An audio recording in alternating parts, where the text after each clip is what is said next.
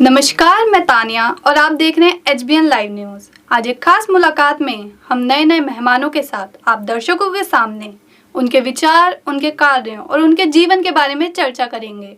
तो आइए शुरू करते हैं फिर एक नए मेहमान के साथ बातचीत। देखिए ये रिपोर्ट।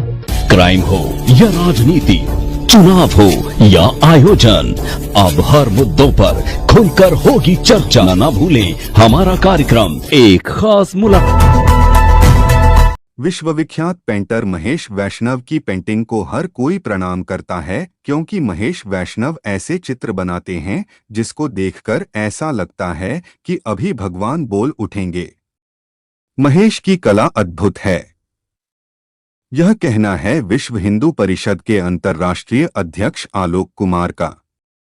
शुक्रवार को महेश वैष्णव द्वारा बनाई गई संपूर्ण रामायण पर आधारित दुनिया की पहली पेंटिंग के अवलोकन के बाद RSS प्रचारक आलोक कुमार ने पेंटर महेश वैष्णव की अद्भुत चित्रकारी की जमकर तारीफ की।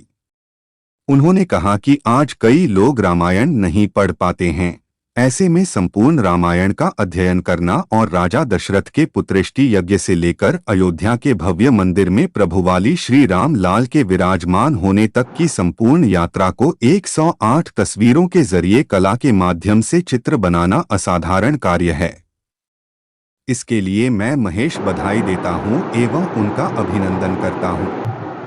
रामनवमी के पवित्र त्योहार के मौके पर हिंदू हृदय सम्राट आलोक का आशीर्वाद पाकर महेश वैष्णव अभिभूत हैं। उन्होंने कहा कि प्रभु श्री राम के आशीर्वाद के बिना ये सब संभव नहीं था। उन्होंने HBN चैनल से बातचीत में कहा, पेंटिंग सीखने में मेरी रुचि रही है। मैं पिछले करीब 40 वर्षों से पेंटिंग का कार्य कर रहा हूं। मंदसौर से शुरुआत के बाद मैंने राजस्थान के उदयपुर में लगभग 15 साल तक पेंटिंग का कार्य किया। पिछले करीब 24 वर्षों से मैं दिल्ली में पेंटिंग का कार्य कर रहा हूं। इस दौरान मैंने हजारों पेंटिंग्स बनाई है। पेंटिंग बनाने के साथ साथ मैंने अब तक हजारों लोगों को पेंटिंग सिखाने का कार्य भी किया है। उनमें से कई लोग आज अपन रोजगार भी कर रहे हैं। मैं हमेशा पेंटिंग के कार्य में कुछ नया प्रयोग करने की कोशिश करता रहता हूं। भारतीय संस्कृति और सनातन धर्म में मेरी गहरी आस्था है। उसी आस्था को कला के रूप में उकेरने की कोशिश करता हूं। मैंने कई ऐसी पेंटिंग्स बनाई है जिसकी देश विदेश में जमकर सराहना हुई है। संपूर्ण रामायण पर आधारित दुनिया की पहली फ्री हैंड स्केच पेंटिंग 109 खंडों में बनिया है। इस पेंटिंग की जमकर चर्चा हुई है। संपूर्ण रामायण पर आधारित दुनिया की अनूठी पेंटिंग के लिए कई राष्ट्रीय एवं अंतर्राष्ट्रीय न्यूज चैनल पर मेरा इंटरव्यू हुआ है। इस पेंटिंग को देखने के लिए देश कई नेताओं एवं साधु संतों का मेरी आर्ट गैलरी में पदार्पण हुआ है। मेरी पूरी जिंदगी पेंटिंग के लिए समर्पित है। पेंटिंग के जरिए सनातन संस्कृति को मजबूती प्रदान करने के लिए जीवन पर्यंत में प्रयासरत रहूंगा। एक्चुअली मैं मंदसौर का रहने वाला हूँ, MP में पड़ता है। वो 38 साल हो गए हैं मुझे पेंटिंग का काम करते हुए। मेरे कजन ब्रदर है नरेंद्र कुमार जी वैष्णव, तो वो करते थे उदयपुर में काम, तो उनसे सीखना मैंने चालू किया है और फिर सीख के उदयपुर में 15 साल रहा हूँ और 2001 से मैं दिल्ली में हूँ और भगवान की पेंटिंग बना रहा हूँ। पूरी आस्था है मेरे भगवान श्री राम में, हनुमान जी में। हनुमान जी मेरे इष्ट है। और अभी पिछले साल जैसे 2023 7 जून को मुझे रात में स्वप्न आया सुबह 4 बजे।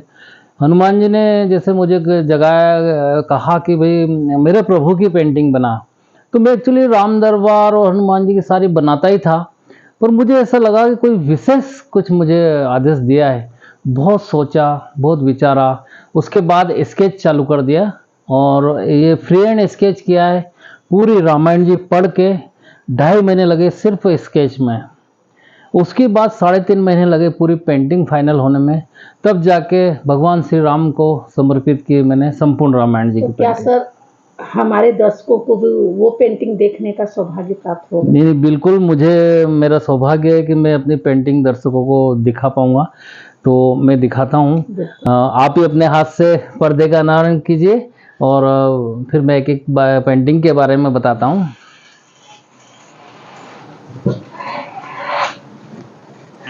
देखिए देखिए, इतनी प्यारी मनमोहक ये पेंटिंग है, जैसे लग रहा है सारे रामायण इसमें उतर के आ गए हैं, शुरू से लेके लास्ट तक।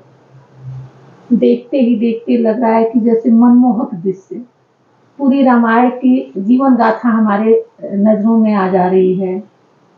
सर आप कुछ बताइए इस पेंटिंग के बारे में।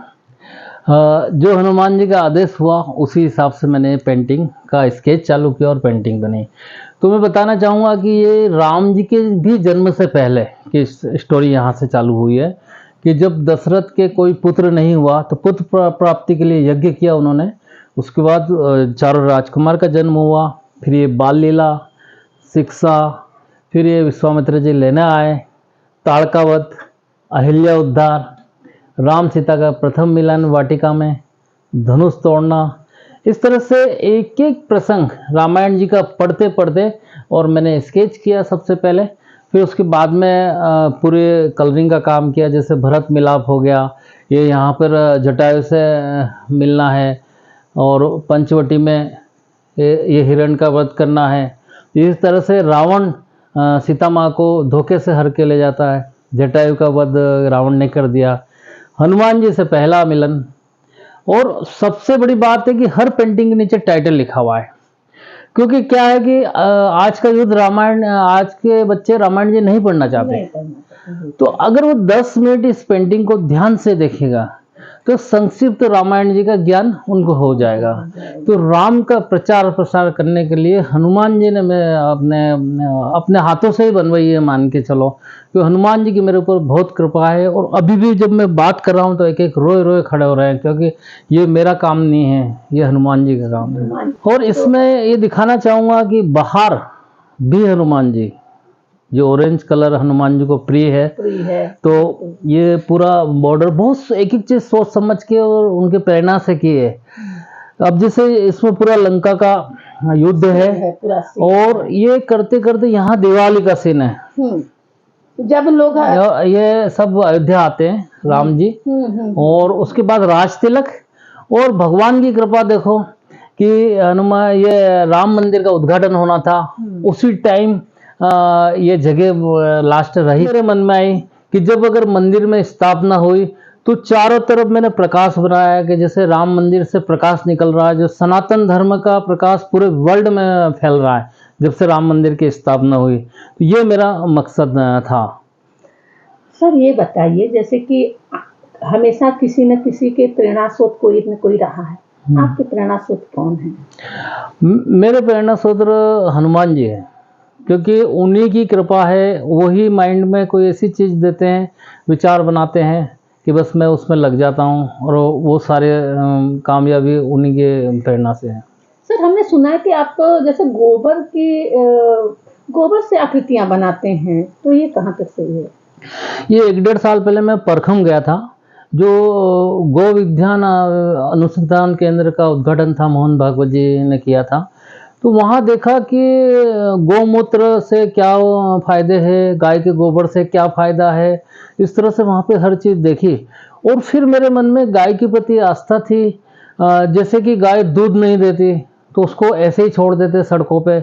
कई बार ऐसा भी होता है कि उनको बिल्कुल ही जैसे काट दिया जाता, गसई को दी जाती है। तो इस कारण मैंने ये संकल्प लिया कि जैसे गाय के गोबर से पेंटिंग बनाऊं। कहते हैं कि गाय के गोबर में लक्ष्मी का वास है, और गाय में सारे हर देवता 36 करोड़ देवी देवता का वास है। तो जहाँ पे पहले के टाइम में जैसे गाँव को में घर को लिपना, छापना, रंगोली बनाना गोबर से होती थी। आज के टाइम में तो गोबर का नाम मात्र नहीं, आधुनिक समाज में, बड़ी सिटियों में। तो मैंने ये संकल्प लिया कि पेंटिंग के माध्यम से भी गाय का गोबर पहुँचे, गौ माता की रक्षा भी हो, मेरी कला का भी प्रसार हो, और उनके घर में धन धान से भरपूर नेगेटिव एनर्जी नहीं आए। इस कारण मैंने ये चालू किया है। सर आप ये चित्रकला के क्षेत्र में कब से हैं, और आपने शुरुआत कब से की थी? मुझे लगभग 38 साल हो गए हैं और लगभग 86 के आसपास मैंने शुरुआत की थी, 1986 में। और अभी मतलब वो यात्रा दिल्ली में आ गई है और आगे मैंने पद्म अवार्ड के लिए भी अपना नामांकन किया है और सभी प्रशंसा कर रहे हैं, सपोर्ट कर रहे हैं। अब भगवान की, हनुमान जी की कृपा रही तो पद्मश्री मिल जाए, सभी मैं हम सब प्रार्थना कर रहे हैं। सर, अब तक जैसे हमने सुना कि आपको नेशनल इंटरनेशनल बहुत सारे अवार्ड मिले हैं। आप कुछ अवार्ड के नाम हमारे दर्शकों को बताइए ताकि उन्हें भी पता चले आपके बारे में। मुझे 2001 में शिल्प सम्मान मिला था, जहाँ 500 आर्टिस्ट थे। तो वहाँ पर उनके जैसे 500 आर्टिस्ट में फर्स्ट प्राइज मिला था। इसी प्रकार मुझे छत्तीसगढ़ और मध्य प्रदेश के आर्टिस्टों की कंपटीशन हुआ, वहाँ पर मुझे फर्स्ट प्राइज मिला। इसके अलावा अभी 2017 में मुझे स्टेट अवार्ड मिला और 2019 में मैंने नेशनल के लिए फाइनलिस्ट हूँ मैं, दूसरे नंबर पर रही मेरी पेंटिंग। इसके अलावा भी इतने अवार्ड और इतने कुछ मिले कि मुझे खुद याद नहीं है। अभी नेशनल गौरव अवार्ड मिला मुझे। इसी तरह विनोद बंसल जी ने मुझे सम्मानित किया ताल कटोरा स्टेडियम में। हाँ, बसंत गोयल जी ने उन्होंने सम्मानित किया। इस तरह से भगवान जितना मुझे सम्मान मिल रहा है, मैं भगवान का शुक्रिया किस मुँह से अदा करूं, ऐसा लग रहा है। और ज़्यादा प्रेरणा और ज़्यादा कुछ और नया कुछ करूं। हाँ, हमने पिछले दिनों देखा था कि सनातन धर्मों का बहुत बड़ा महासंगम हुआ था, जिसमें बड़े बड़े सनातनी धर्माचार्य आए हुए थे और वहाँ पे वैष्णव जी को एक अवार्ड दिया गया था, जो मेडिकोज के सीईओ हैं बसंत गोयल जी के द्वारा दिया गया था। ये जैसे एक पेंटिंग मनमोहक लग रही है, तो इस पेंटिंग के बारे में आप कुछ बताइए। ये बसंत गोयल जी ने बनवाई है और हम उनको प्रिंस चार्ल्स की पेंटिंग है। उनका जन्मदिन है 14 नवंबर को, तो जन्मदिन भारत में मनाएंगे और इसका आयोजन बसंत गोयल जी कर रहे हैं। तो ये ग्रांट होटल में फंक्शन है, उसके दौरान ही बसंत गोयल जी और मैं उनको प्रिंस चार्ल्स को भेंट करूँगा। और ये बसंत गोयल जी ने मुझे ये मौका दिया, मैं बहुत बहुत धन्यवाद कहना चाहता हूँ उनको। इतना उम्र में उनका ऋणी रहूँगा। सर, आपकी गैलरी में हम देख रहे हैं बहुत ही मनमोहक चित्रें हैं।